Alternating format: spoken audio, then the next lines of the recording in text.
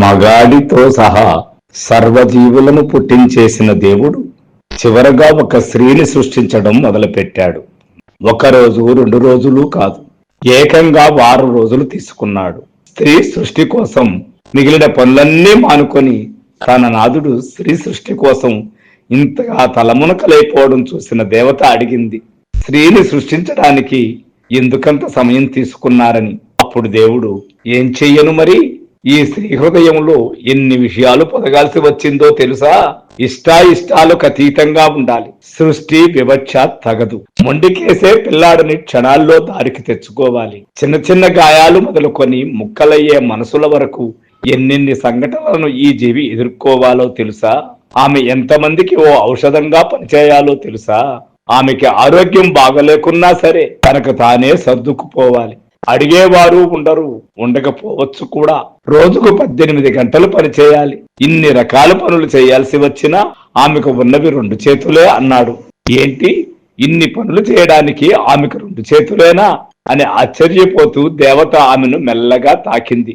ఇదేంటి, ఇంత మృదువుగా ఉందే ఈమె దేహం అని ప్రశ్నించింది. అప్పుడు దేవుడు, ఆమె శారీరకంగా మృదువుగా మెత్తగా నాజూకుగా ఉండొచ్చు, కానీ మానసికంగా ఆమె ఎంతో బలవంతురాలు. అందుకే ఆమె ఎన్నో సమస్యలను ఎదుర్కోగలదు. అంతేకాదు, ఆమె అన్ని భారాలను తట్టుకోగలదు. ఇష్టం, కష్టం, ప్రేమ, కోపం, తాపం అంటూ అన్ని భావోద్వేగాలను ఆమె చవి చూడాలి. అవసరమైతే దిగమింగాలి. కోపం వస్తే నవ్వుతూ వెల్లడించే శక్తి ఆమెకుండాలి. తనకు న్యాయం అనిపించినప్పుడు అందుకోసం పట్టుబట్టడమూ తెలుసు. ఇతరుల దగ్గర ఆశించేది ప్రేమానురాగాలను అన్నాడు. ఓహో, ఈమె ఆలోచించగలదా అని దేవత అడిగింది. అప్పుడు దేవుడు, ఎందుకు ఆలోచించదు?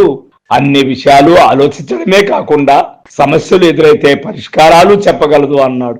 దేవత ఆమె చెక్కిళ్లను తాకి, ఈ చెక్కిళ్లు తడిగా ఉన్నాయేంటి, కన్నీరు కారుస్తోందిగా, ఏంటిది అని అడిగింది.